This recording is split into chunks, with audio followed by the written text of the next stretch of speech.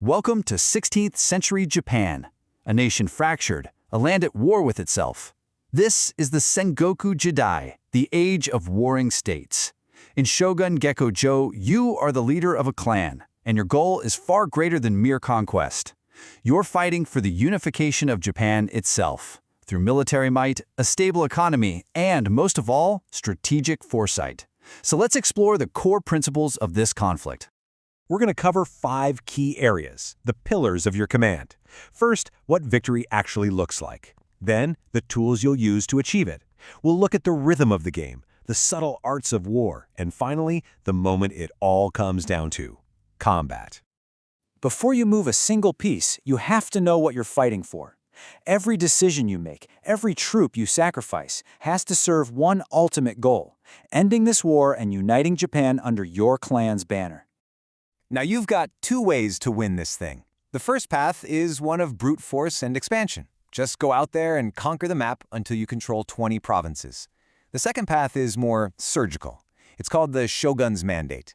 You have to capture and hold the 3 great centers of power, Kyoto, Osaka, and Edo, all at the same time. The path you choose will shape your entire strategy. Okay, so you know the what. Now for the how. A daimyo's power really comes from 2 places: the soldiers on the battlefield and the money in the treasury that keeps them there. Your army is built on 2 pillars. First, you have your daimyo, your leader. They are an absolute force in battle, hitting on a 4, 5, or 6 and can move up to 3 spaces. But they are irreplaceable. If they fall, they are gone for good. On the other hand, you have your bushi, your standard warriors. They're not as tough, but you can always recruit more of them. This makes protecting your daimyo your #1 priority, always. You've heard the saying, an army marches on its stomach. And that is the absolute core of this game's economy. Think of your army as a fire. It's incredibly powerful, but it constantly demands fuel. Your treasury, well, that's your fuel. Without it, even the mightiest force will just fizzle out.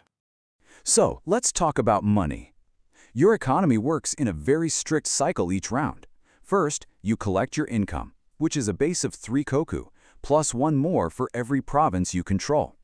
Next, and the order here is crucial, you have to pay your existing troops.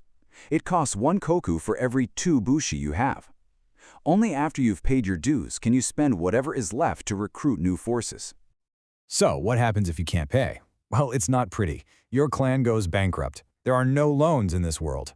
For every single koku you come up short, 2 of your bushi are immediately removed from the board. They just desert.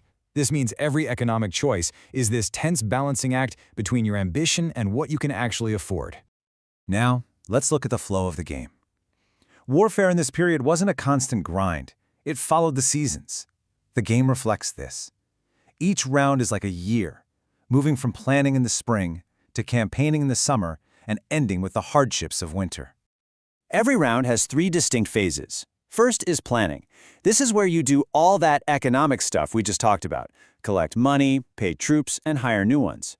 Second is the campaign phase.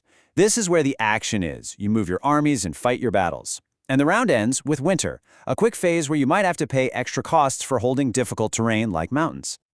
This brings up a really important strategic question. In a world this chaotic, who gets the initiative? How do you decide who gets to make the first move? The answer is maybe the most interesting rule in the game, the Gekokujō principle. It translates to the low overthrow the high. See, turn order isn't decided by a dice roll. It's determined by who's losing. The player with the fewest provinces gets to go first in the next round. It's a brilliant balancing act. It means being the most powerful player makes you predictable, but being weak, that creates opportunities. Okay, we've covered open warfare and economics. But victory can be shaped by quieter, subtler methods, too. These are the shadow arts, espionage and defense, that can tip the scales before a battle even begins. For 3 koku, you can hire a ninja.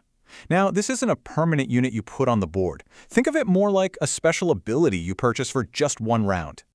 And that ninja gives you a choice. Do you want to be overt or covert? The overt option is a field operation, like sabotage. You declare it openly, everyone knows it's coming, and it weakens a province's defenses. The covert option is assassination. You keep it a secret. Then, right at the start of a battle, you can reveal your ninja to eliminate 1 enemy bushi before any dice are even rolled. It's a devastating surprise. You can also invest in defense. For 5 koku, you can build a castle, just 1 per game, which gives a province a permanent defensive bonus. Need even more protection? For another 3 koku, you can fortify that castle for a round, making it even tougher. But there's a catch. If an enemy captures that province, your fortified castle is destroyed completely. It's a big gamble. All right, so all the planning, the economics, the covert operations, it all funnels down to this: the moment of truth on the battlefield. Combat is how you settle things for good. And combat is fast and brutal. There are no drawn-out rounds. It's one and done. Here's how it works. Both the attacker and defender roll all of their dice at the exact same time. Then, you assign the hits you scored to your opponent's units. And finally, this is the most important part, all the casualties from both sides are removed simultaneously.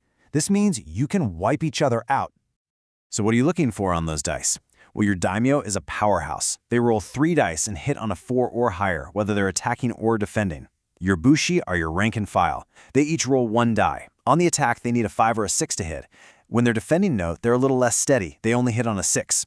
Knowing these numbers inside and out is essential for judging your odds. And that covers the fundamentals.